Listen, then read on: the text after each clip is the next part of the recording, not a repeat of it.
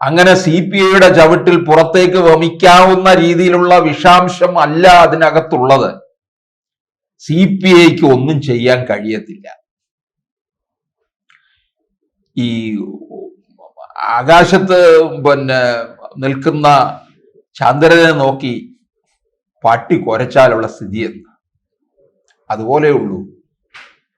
CPIയുടെ വിചാരം PM ശ്രീ പദ്ധതി അതാ ഞങ്ങൾ പറഞ്ഞത് കൊണ്ട് CPM പിന്മാറി.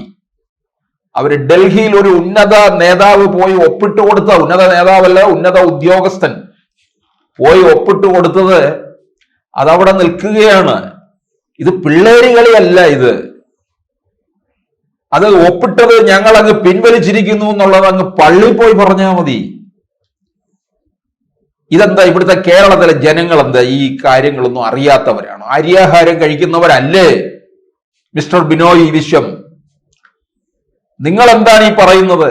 നിങ്ങൾ ചവിട്ടിയത് CPM-നെയാണ്, നല്ല ഒന്നാം തരം മൂർഖൻ പാമ്പിനെയാണ് നിങ്ങൾ ചവിട്ടിയിരിക്കുന്നത്.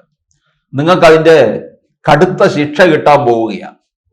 അല്ലെങ്കിലോ നിങ്ങൾ CPM-ന്റെ കയ്യിൽ നിന്ന് ചവിട്ടും കുത്തും എല്ലാം ആട്ടും തുപ്പും ഏറ്റ് കിടക്കുകയാണ്. നിങ്ങൾക്കിനി അവിടെ തന്നെ